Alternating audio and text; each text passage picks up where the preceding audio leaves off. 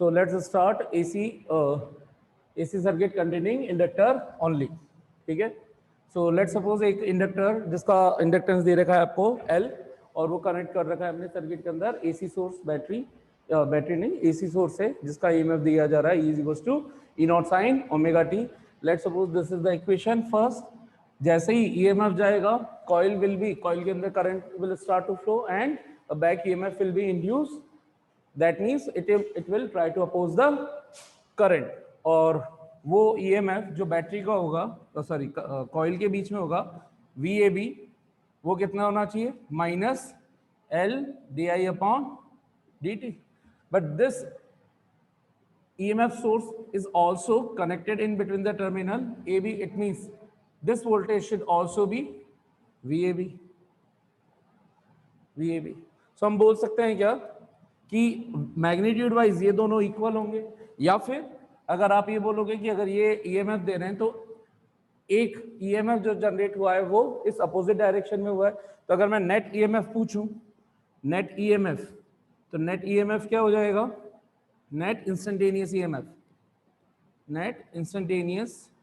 EMF will be is equals to how much, E minus L D I upon d T. और हम ये बोल सकते हैं कि अगर किरचॉफ्स लॉ अप्लाई करें तो हमें क्या मिलेगा, किरचॉफ्स लॉ के अकॉर्डिंग ये प्लस ये माइनस ये कितना चला जाएगा, E minus L D I by D T is equals to zero, क्योंकि आर तो कुछ है नहीं इसके अंदर. क्या हो जाएगा, E is equals to L D I by D T. यहाँ से डी आई कितनी निकल जाएगी, E upon L D T. E की वैल्यू सब्स्टिट्यूट करते कितना मिल जाएगा, E not sine omega T D T upon L. दोनों तरफ इंटीग्रेट कर दें टोटल करंट फाइंड आउट करने के लिए. कितनी करंट मिल जाएगी, I is equal to E not upon L, constant बाहर आ जाएगा, E not upon L sine omega T D T. और इसका इंटीग्रेशन कितना होता है, E not upon L minus of cos omega T upon omega. वैसे अगर आप लोग बुक्स वगैरह में देखोगे तो स्टार्टिंग के अंदर और कॉन्सेप्ट भी ये रहता है कि एक कांस्टेंट भी आता है ना. जब हम इंडेफिनाइट इंटीग्रेशन को सॉल्व करते हैं तो क्या आता है, एक कांस्टेंट. तो ये जो कांस्टेंट आया है, ये क्या रिप्रेजेंट कर रहा है. अगर मैं आपसे पूछूं कि इसकी यूनिट किस फिजिकल क्वांटिटी के इक्वल होनी चाहिए, जो भी कांस्टेंट आएगा किस फिजिकल क्वांटिटी के इक्वल होनी चाहिए, करंट आई के इक्वल चल रही है ना. डायमेंशनल एनालिसिस 11th में आपने पढ़ा था कि same physical quantity can be added और सब्ट्रैक्टेड. तो ये पूरी की पूरी वैल्यू करंट की डायमेंशन देगी और कांस्टेंट जो भी आएगा वो भी करंट. लेकिन इस एक्सप्रेशन से तो ये पता चल रहा है कि यहाँ पर करंट कांस्टेंट रहेगी. इसके हिसाब से जो भी ये वैल्यू होनी चाहिए करंट कांस्टेंट रहनी चाहिए. लेकिन हमें तो पता है कि एक पूरी साइकिल के अंदर current is depending on EMF. इससे निकली है, किस पर डिपेंड कर रही है, टाइम पर. और टाइम वेरी कर रहा है और टाइम जैसे जैसे वेरी करेगा हाफ साइकिल में पॉजिटिव हाफ साइकिल में नेगेटिव, तो नेट करंट क्या होती है, जीरो. तो इसका मतलब पूरी कितनी भी साइकिल्स बने हर time current should be changing, it should be variable.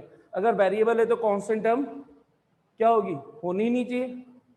I can not be constant, I की कोई सी भी वैल्यू यहाँ पे कांस्टेंट नहीं होगी. तो ये फैक्टर जो इसके अंदर आ रहा है इट शुड बी जीरो. ये इसका लॉजिक होता है. तो हम जनरली जब करते हैं तो इसको काम में ही नहीं लेते, ठीक है. जब डेरिवेशन करते हैं तो इसको बिना इसके लिख देते हैं कि अंडरस्टूड होता है कि कोई कांस्टेंट इसमें नहीं आ सकता, because I is depending on time, it is not independent from time. तो ये कांस्टेंट जीरो हो गया. तो हमें एक्सप्रेशन क्या मिला, I is equal to minus E not upon omega L cos omega T. Equation number 1 2 3 4. Equation number इसको दे दिया हमने 4 आने के बाद अब हमें कंपेयर करना है ई और आई को.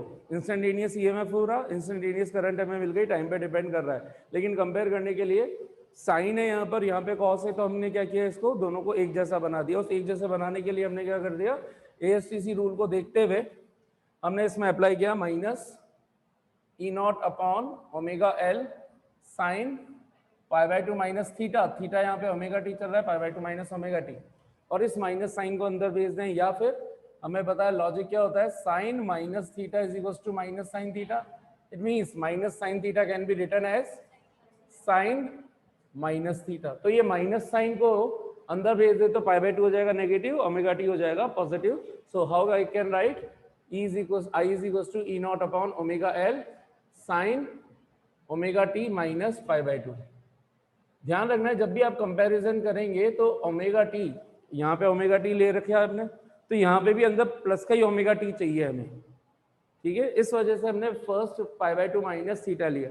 कहने को लोग बात कह सकते थे सर कि पाई बाय 2 प्लस थीटा भी तो sine pi by 2 plus theta भी तो प्लस कॉस थीटा ही होता है, लेकिन फिर ये बाहर माइनस बचता, उस माइनस को हम कैसे आइडेंटिफाई करते हैं, तो हमने क्या किया, इसलिए फर्स्ट क्वाड्रेंट के अंदर इसको ले लिया, जिससे हमें क्लियरली अब पता चल रहा है। अब आप आराम से इसको कंपेयर कर सकते हो equation number 5। So by comparing by equation 5 and 1 what we can understand कि ई और आई में जो एंगल फेज डिफरेंस है या फेज एंगल है वो कितना है, पाई बाय 2 का। और करंट और वोल्टेज में कौन लीड कर रही है, voltage, and current is lagging behind by angle pi by 2। ये इसका एक हमने इसकी एक्सप्लेनेशन निकाल ली, किससे, बाय 1 एंड 5। अच्छा, इसी को अगर हम लिखना चाहें तो इस पूरे को हमने लिख दिया I not sine omega T minus pi by 2, और एक्सप्लेन यहां पे लिख देते हैं where I not is what, E not upon omega L, ठीक है। Where I not is the peak value of the alternating current, ठीक है, E not upon omega L. अच्छा साहब, अगर इनका ग्राफिकल ग्राफ बनाना हो किसके बीच में, E and I versus time graph, तो वो ग्राफ कैसे बनाएंगे हम, तो हमने लिया ये, अगर ई एंड आई एक में ही बनाना है तो पहले हम ई का बना लेते हैं, ई की एक मैक्सिमम वैल्यू ले लेते हैं। Let's suppose this one is the maximum value, और मैक्सिमम वैल्यू क्या होगी, ई नॉट, और इधर इसकी तरफ maximum value minus E not. इसी के बीच में वेरी करेगा आपका ईएमएफ वोल्टेज, ठीक है। क्लियरली यहाँ पर एल है, ओमेगा है, कुछ ना कुछ आई नॉट जो भी आएगी वो ई नॉट के पीक वैल्यू से क्या होगी, छोटी होगी। तो इसके लिए हमने यहाँ पे ले लिया आई नॉट, और यहाँ पे ले लिया इधर माइनस आई नॉट। इसका मतलब जो करंट वेरी कर रही है वो इसके बीच में वेरी कर रही है। लेकिन क्या यहाँ से ग्राफ स्टार्ट होगा, नहीं, क्यों नहीं होगा, क्यों हमें पता है जब ये जीरो होगा, कौन जीरो होगा, ई की वैल्यू जब जीरो होगी तो ये कितने डिग्री से पीछे चल रही होगी, पाई बाय 2 से पीछे चल रही होगी। या ये बोल दूं जिस टाइम ई की वैल्यू मैक्सिमम पहुंचेगी तो क्या ये मैक्सिमम पाई बाय 2 पे ही होगी, ई की वैल्यू, ये वैल्यू होगी पाई पर, ये वैल्यू होगी 3 पाई बाय 2 पर, और ये वैल्यू होगी 2 पाई पर, और इसी तरीके से इधर होगा माइनस पाई बाय 2। तो हम ये कह सकते हैं जब ई जीरो है तो जो आई नॉट है वो मैक्सिमम माइनस पाई बाय 2 पर होगी। तो करंट यहां से स्टार्ट हुई, ठीक है, तो यहां से स्टार्ट होगी तो, और यहां पर जीरो रही होगी, तो ये कुछ ऐसे चल रही होगी। जब पाई बाय 2 होगी तो ये क्या हो चुकी होगी, जीरो। तो ये बना दिया हमने ग्राफ, जहां पे ये मैक्सिमम वहां पर करंट मिनिमम, जहां पे मिनिमम वहां पे करंट मैक्सिमम, जहां पे ईएमएफ मैक्सिमम वहां पे करंट मिनिमम, और जहां पे ईएमएफ मिनिमम वहां पे मैक्सिमम। तो ये इसका ग्राफ बन गया, this is the graph of current, ठीक है। फिर ये आपके 5 पाई बाय 2 आ जाएगा यहाँ पर। तो this is the time and theta phase angle, या थीटा की जगह 5 लिख दो, 5 हमने यहाँ पे मेंशन कर रखा है। आप टाइम पीरियड भी लिख सकते हो। पाई बाय 2 कॉरेस्पॉन्ड करता है कौन से टाइम पीरियड को, T4, ठीक है, क्योंकि हाफ साइकिल तो यहाँ पे कंप्लीट हो रही है ना, तो ये T हाफ, ये वाला टाइम पीरियड 3T बाय 4 और ये टाइम पीरियड t। तो ये t5 एक में ले लिया मैंने एक एक्सिस पर, ये बन गया इसका ग्राफ। आई गेस ग्राफ समझ में आ गया होगा। अगर इसका फेजर डायग्राम बनाए तो फेजर डायग्राम कैसे बनेगा? फेजर डायग्राम हमें रिलेशनशिप बताता है किसका? फेजर वेक्टर्स का, यानी कि एक रोटेटिंग वेक्टर जो किसी प्लेन के अंदर रोटेट हो रहा हो with the same angular frequency of the given physical quantity which are changing continuously. ठीक है, फेजर डायग्राम बनाना है तो क्या बना लूं? X Y axis, X Y axis, ये इसका ओरिजिन। लेट्स सपोज सबसे पहले हम फेजर डायग्राम बनाते हैं फेजर वेक्टर ई के लिए। तो इंस्टेंटेनियस ऑल्टरनेटिंग वोल्टेज के लिए मान लिया मैंने कि दिस इज द फेजर ई, ये फेजर ई वेक्टर का है। तो ये इसकी ये जो मैग्नीट्यूड वाली वैल्यू ये क्या कहलाएगी? ई नॉट। और इसका अगर इंस्टेंटेनियस वैल्यू देखनी है तो हम वाई पर क्या डाल देंगे? परपेंडिकुलर। तो ये वैल्यू इसकी क्या कहलाएगी? इंस्टेंटेनियस वैल्यू, यहां तक की। क्लियरली अगर ये ई का ग्राफ है तो E initially omega T X axis से कितना एंगल पर होना चाहिए? ओमेगा टी एंगल पर। ठीक है, φ1 बोल दो इसको, तो ये φ1 कितना होना चाहिए? Omega T. और करंट देखूं, करंट कंपेयर करूंगा तो ओमेगा टी माइनस π/2, यानी कि ओमेगा टी यहां पर है तो इससे 90 डिग्री 90 डिग्री नीचे की तरफ माइनस π/2। तो ये इसका यहां से एक ऐसा लेना है एंगल कि हमें क्या मिल जाएगी? क्लियरली ये एंगल ओमेगा टी माइनस π/2 हो गया है ना, टोटल 90 डिग्री।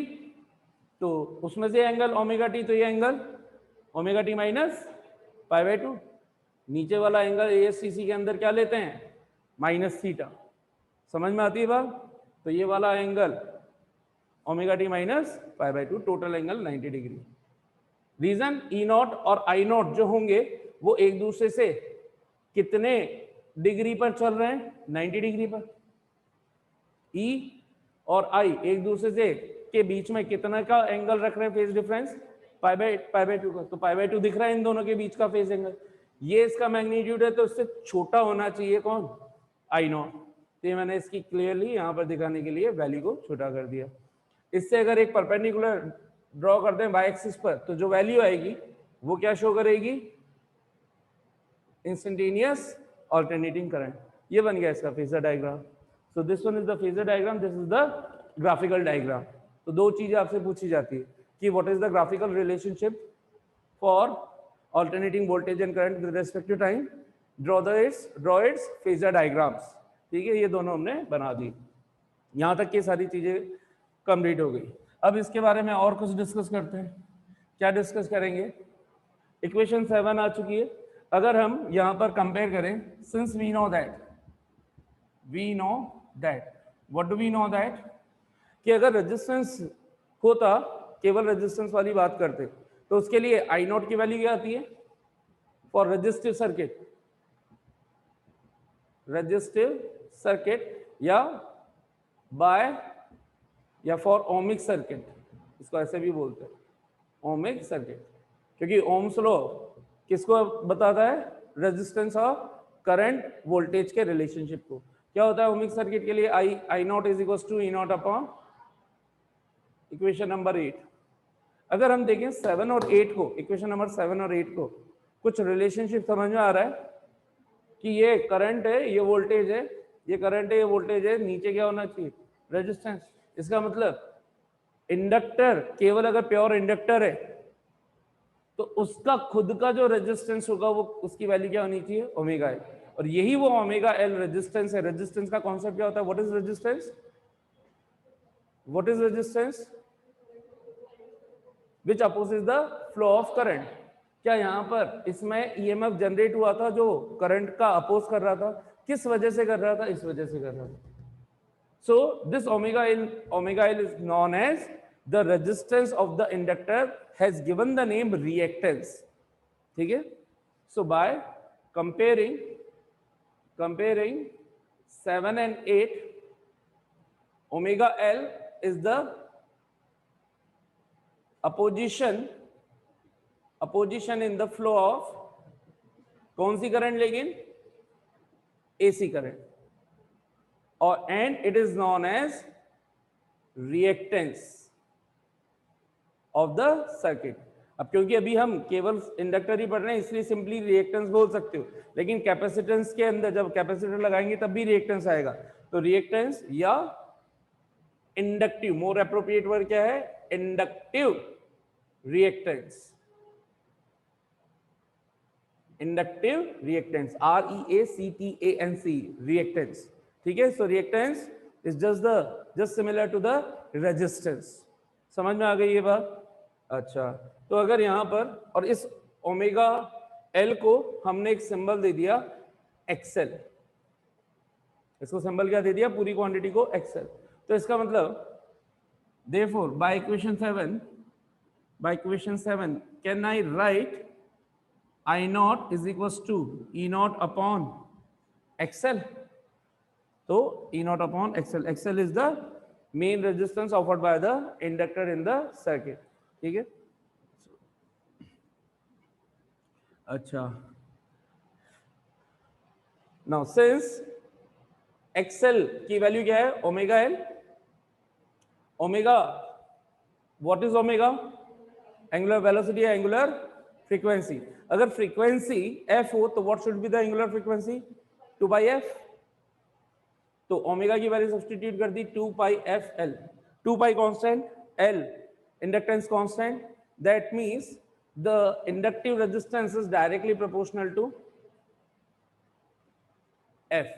फ्रीक्वेंसी पर डिपेंड करता है, यानी कि ज्यादा फ्रीक्वेंसी, जितनी ज्यादा फ्रीक्वेंसी होगी उतना ही ज्यादा रेजिस्टेंस ऑफर किया जाएगा इंडक्टर के थ्रू। फ्रीक्वेंसी का क्या मतलब है? सेम टाइम पीरियड के अंदर अगर पहले ये एक साइकिल बन रही थी यहां से यहां तक, तो इतने ही के अंदर ही एक से ज्यादा साइकिल होगी, सेम लेंथ के अंदर ज्यादा हो गई, मतलब टाइम पीरियड नहीं बोलूंगा, क्या बोलनी चाहिए? वेवलेंथ।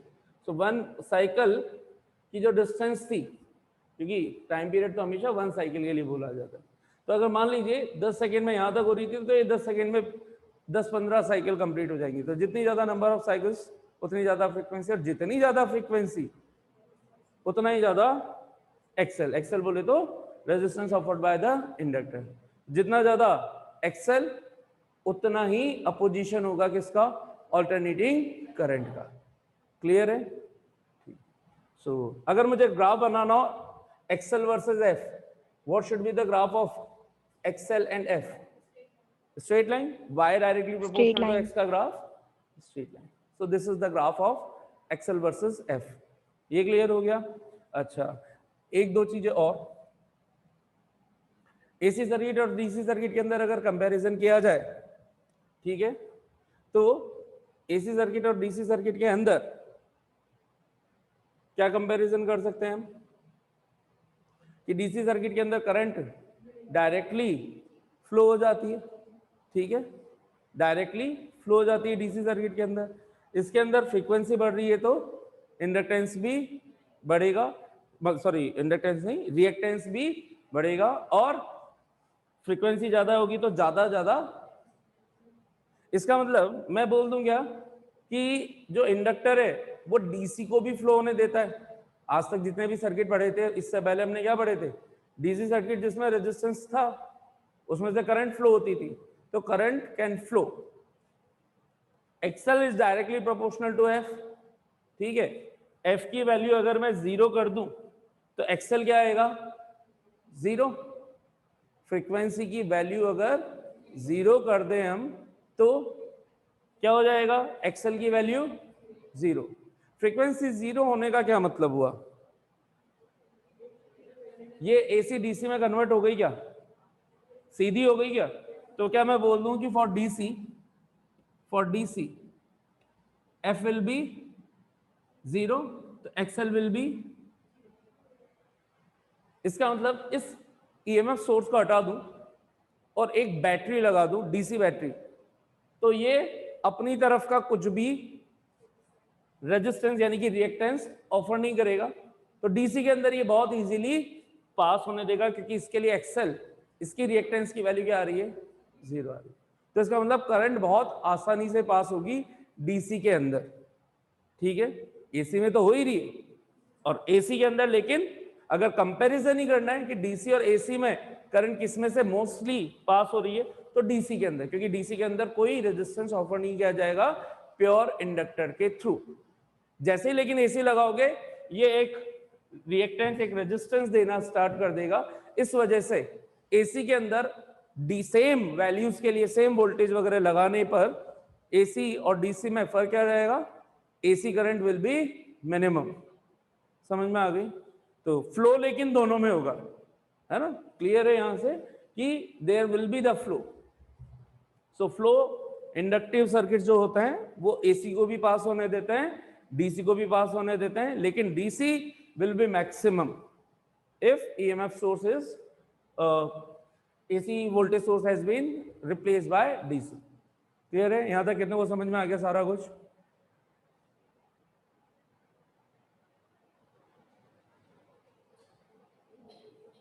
क्लियर है? मैं इसके नोट्स आते वहां भेज ही देता हूँ यार।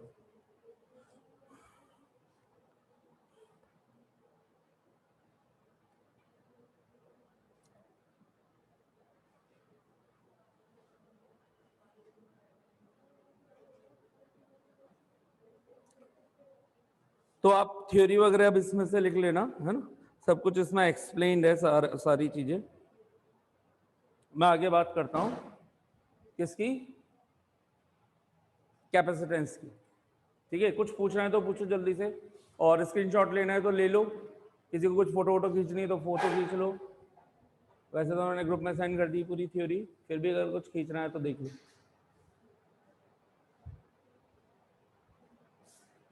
यहाँ आ जाओ ना, आराम से यहाँ से खींचो।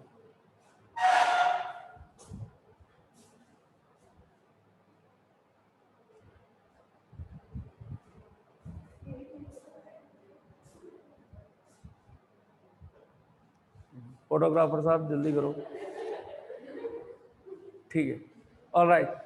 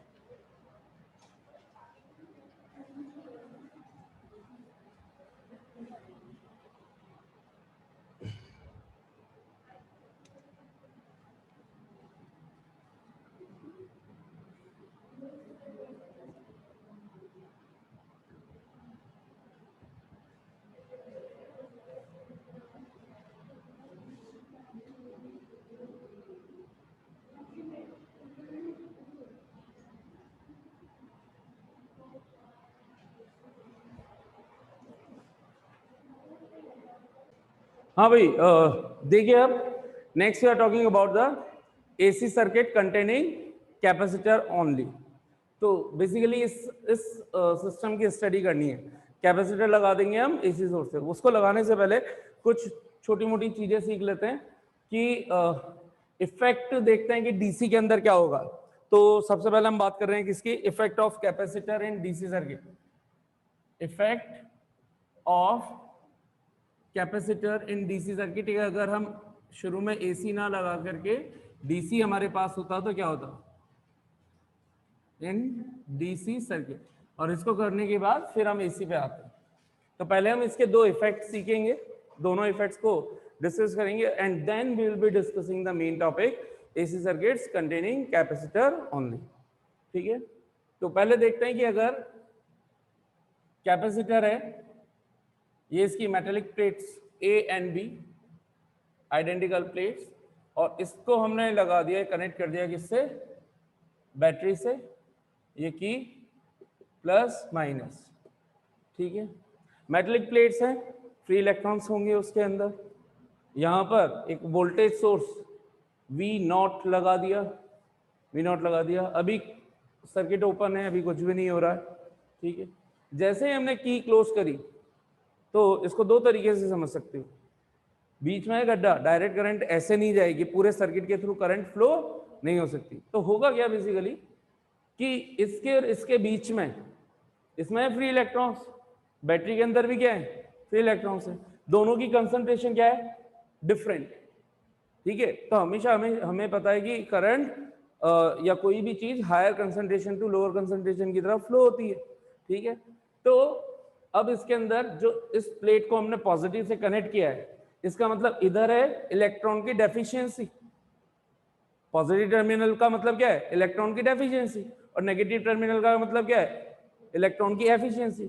तो इधर इलेक्ट्रॉन बहुत ज्यादा है, इधर इलेक्ट्रॉन बहुत कम है, इसीलिए पॉजिटिव इसीलिए पोटेंशियल डिफरेंस हो रखा है इन टर्मिनल्स के बीच में। तो इधर इलेक्ट्रॉन कम है, तो इसका मतलब ए पर इलेक्ट्रॉन ज्यादा है, ए पर इलेक्ट्रॉन ज्यादा है क्योंकि फ्री इलेक्ट्रॉन्स होते हैं। इधर इलेक्ट्रॉन कम, इधर इलेक्ट्रॉन सॉरी इधर इलेक्ट्रॉन ज्यादा, इधर इलेक्ट्रॉन कम, तो electron will start to flow from this side. ठीक है, so electron will start to flow in this direction, किधर, ए से पॉजिटिव टर्मिनल की तरफ। जैसे जैसे इसमें से इलेक्ट्रॉन निकलते जाएंगे, इधर क्या आता जाएगा, एक एक इलेक्ट्रॉन निकलेगा, इधर क्या बनता जाएगा, पॉजिटिव चार्ज, और इधर नेगेटिव है, इधर कम है, इधर इलेक्ट्रॉन्स की एफिशिएंसी, इलेक्ट्रॉन इधर जाएंगे, उधर क्या बढ़ाते जाएंगे। तो मैंने जो दो कॉन्सेप्ट बताया वो ये बताया कि इस पॉजिटिव के कारण इंडक्टिव इफेक्ट के थ्रू नेगेटिव चार्ज अंदर भी आएगा और इधर इसके थ्रू बाहर भी आएगा, क्योंकि अभी अर्थ से तो हमने कनेक्ट कर नहीं रखा है। दूसरा तरीका क्या हो सकता है इसको समझने का, हमने बैटरी के पॉजिटिव टर्मिनल को ए से कनेक्ट कर दिया, इसका मतलब अभी करंट नहीं फ्लो रही, केवल यहां से जाकर के करंट इसको पॉजिटिव बना देगी। जिस टर्मिनल को पॉजिटिव दे रखा है वहां पर कैसा चार्ज क्रिएट हो जाएगा, ये वाला कौन सा मेथड हो गया, कंडक्शन। किसी कंडक्टर को चार्ज करना है, चार्ज ऑब्जेक्ट मतलब एक न्यूट्रल था, उसको चार्ज देना है, तो डायरेक्ट फिजिकल कांटेक्ट के थ्रू हम पॉजिटिव प्लेट से कनेक्ट कर दे तो वो दूसरा जो बॉडी न्यूट्रल थी वो भी कैसी हो जाएगी, पॉजिटिवली चार्ज। तो एक तरह का वो हो गया। ये पॉजिटिव चार्ज या इलेक्ट्रॉन्स का इधर आना तब तक चलता रहेगा जब तक इधर के, इसमें इलेक्ट्रॉन इधर ज्यादा थे इसमें कम थे, जब दोनों के अंदर इलेक्ट्रॉन सेम ना हो जाए, इधर से इलेक्ट्रॉन इधर तब तक जाते रहेंगे जब तक इधर के सेम ना हो जाए। जैसे ही ये सिचुएशन अचीव हुई, क्या हो जाएगा, पोटेंशियल डिफरेंस दोनों टर्मिनल्स के बीच में, यहां पे बोल दूं मैं ए या पी बोल देता हूं, और क्यू, पॉइंट पी और क्यू के बीच में जो पोटेंशियल डिफरेंस आ रहा है वही पोटेंशियल डिफरेंस किसके बीच में रहा होगा, इधर पी और क्यू बैटरी के टर्मिनल्स के बीच में। जैसे ही सिचुएशन अचीव होगी क्या हो जाएगा, इलेक्ट्रॉन्स का आना जाना रुक जाएगा, दोनों का पोटेंशियल क्या हो चुका है, सेम हो चुका है।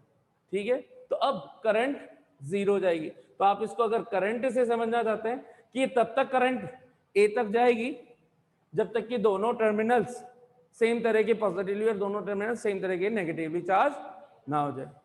ठीक है, जैसे ही हुआ करंट जीरो हो गई यहां पर, या फिर इलेक्ट्रॉन्स इधर तब तक आते रहेंगे और इधर तब तक जाते रहेंगे जब तक कि दोनों तरफ पोटेंशियल्स के डिफरेंस या पोटेंशियल्स सेम ना हो जाए। जैसे ही होगा ये करंट जीरो हो जाएगी। इसको बोलते हैं चार्जिंग ऑफ कैपेसिटर। ये जो भी हमने काम किया वो काम क्या किया है, चार्जिंग ऑफ कैपेसिटर। अब आपने कैपेसिटर चार्ज कर लिया, चार्ज करने का मतलब इसमें चार्ज स्टोर हो चुका है। कितना चार्ज स्टोर हुआ होगा, अगर कैपेसिटेंस हो सी तो Q naught is equal to C V naught, पढ़ चुके हैं ये भी हम कैपेसिटर चैप्टर के अंदर। तो इतना चार्ज इसमें आके स्टोर हो गया। अब इस कैपेसिटर को उठाओ, जिस भी सर्किट के अंदर इतना चार्ज फ्लो कराना है वहां लगा दो, ये करंट इतना चार्ज दे देगा, उतनी करंट आपकी फ्लो हो जाएगी, I is equal to Q not by T से। ठीक है, तो ये करंट हो गई। तो ये हुआ चार्जिंग। जब आप कैपेसिटर को काम में लोगे तो वो एक्शन होगा डिस्चार्जिंग का। तो अभी जब हमने बैटरी कनेक्ट करी है तो बेसिकली हमने क्या किया है, चार्ज किया है कैपेसिटर्स को। जब इसको काम में लेना है तो उस टाइम हम क्या कर रहे होंगे, डिस्चार्ज। ये ठीक वैसा है जैसे इन्वर्टर्स के अंदर जो बैटरी होती है या मोबाइल की जो बैटरी होती है, हम उसको पहले चार्ज करते हैं, फिर हम उसको यूज कर रहे हैं तो वो डिस्चार्ज हो रही है। एक तरह का कॉन्सेप्ट आप समझ सकते हैं। समझ में आती बात? अच्छा साहब, ये हो गया, this is called the effect of capacitor in DC circuit. तो मैं क्या ये बोल सकता हूं कि इस सर्किट में कोई करंट फ्लो ही क्या नहीं, कोई करंट फ्लो, इधर से इलेक्ट्रॉन बस यहीं तक आए, इधर इलेक्ट्रॉन यहीं तक चले गए, इस सर्किट तो कंप्लीट हुआ ही नहीं ना। तो ये, या फिर इधर से बोलोगे तो ये करंट केवल यहीं तक जा रही है इसको चार्ज कराने में। तो नेट कोई सी भी करंट, बैटरी के थ्रू कोई करंट इस सर्किट में फ्लो नहीं होती है, सिर्फ बैटरी कनेक्ट करने पर क्या एक्शन होता है, कैपेसिटर के चार्ज होने का। Clear? So no current flows during the, no net current flows during the charging. केवल जो माइन्यूट सा अगर आप इसमें एमीटर कनेक्ट कर दोगे तो शुरू में रिफ्लेक्शन आ जाएगा एकदम से, जब ये यहाँ पर इलेक्ट्रॉन्स वगैरह फ्लो होगा माइन्यूट सा, तो वो बेसिकली किसको बता रहा होगा कि यहाँ पर कैपेसिटर चार्ज हो रहा है। ठीक है, यहाँ पर पॉजिटिव प्लस से माइनस, तो यहाँ पर इसका इधर है, इसने भी पोटेंशियल डिफरेंस प्लस से इधर हुआ, एक तरह से ये भी बैटरी बन गई, वर्चुअल बैटरी। देखो तो ये दोनों एक दूसरे को क्या कर रहे होंगे, अपोज कर रहे होंगे, इसलिए वो करंट का फ्लो क्या होगा या इलेक्ट्रॉन का फ्लो क्या होगा, रुक जाएगा जब सेम पोटेंशियल डिफरेंस अचीव हो जाएगा। ठीक है, ये हो गया सब effect of capacitor in DC circuit. I guess समझ में आ गया होगा, आ गया समझ में? ठीक है, देखिए यहाँ पर अब बात करते हैं second, effect of capacitor in AC circuit. अब हमने बैटरी को रिप्लेस कर दिया साहब एसी वोल्टेज सोर्स से, पी क्यू। ढंग से समझिएगा, एसी सोर्स है जो पॉजिटिव हाफ साइकिल और नेगेटिव हाफ साइकिल की टर्म्स में चलेगा।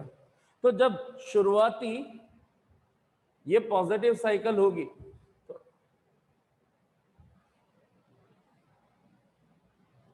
ये इनिशियल पॉजिटिव हाफ की बात कर रहे हैं, ठीक है, और टाइम पीरियड भी मैं बता देता हूं, ये 0, यहां पे टाइम पीरियड क्या होगा, T/4, इसको बोलते हैं क्वार्टर साइकिल।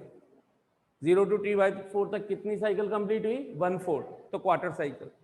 ठीक है, ये क्वार्टर दूसरा क्वार्टर नहीं है साहब, ये T/2, ये 3T/4, और यहाँ पे पूरा साइकिल कंप्लीट होगी।